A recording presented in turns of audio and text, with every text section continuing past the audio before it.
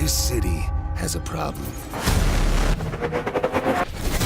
I am here with Michael McIntyre. He is the gameplay director on Batman Arkham Origins. Michael, I have to ask, what exactly does a gameplay director do?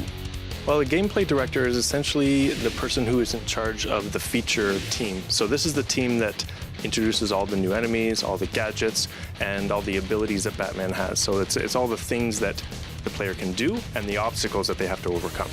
And one of the things that I've always enjoyed about all the Batman games so far is the variety of things you get to do in the game. Tell me about some of the things that you get to do in Arkham Origins that maybe you couldn't do in previous games.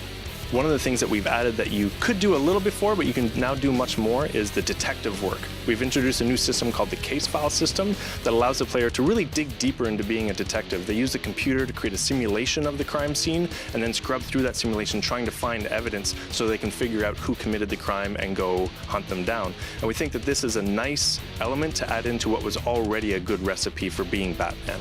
It appears the game is over before it even begins. I was given a chance to fight Deathstroke, and he was not easy, and he's one of the earlier assassins you faced in the game. How are you guys going to escalate from there? We like to say that our boss fight design really centers around this idea of the final exam or the master class. We consciously chose assassins whose abilities would map very well to a core Batman Arkham gameplay subset. In the case of Deathstroke, you were probably really challenged when it comes to free-flow combat, in particular fighting and the ability to counter, because Deathstroke can counter your attacks and turn the tides, turn the fight on you. So it's really important to us that players master how to use counter. And if you haven't learned the necessity to carefully time your counters, you're never going to get that black belt in being Batman. You're always going to be just the masked vigilante, not the Dark Knight.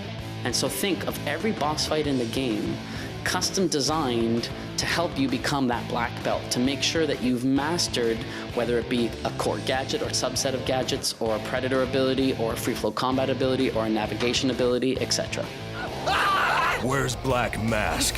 One of the inherent challenges of doing a game that is technically a prequel is you already have this sophisticated Batman and you kind of have to dumb him down, but you kind of have to iterate at the same time. Talk to me a little bit about that challenge. We're playing an early career Batman, but I think one of the things that's important to remember is that he's not an unskilled Batman. He almost never was an unskilled Batman. He had done all of his training before he ever put on the cowl. So fortunately, you're a Batman that can still fight and he can still glide and he can do all those things. You're not playing a Batman who trips over his cape. But what you are is playing a younger, rawer Batman who still goes in head first and he still faces problems head on. And so he's inexperienced. There's things he has to learn. And we address most of that through the narrative, but there are some things in the gameplay where we just represent his rawer character in the way he stands in a fight and in the way that he addresses his problems. But mostly, narrative really carries that arc that he has from being this raw vigilante to being a more refined Dark Knight.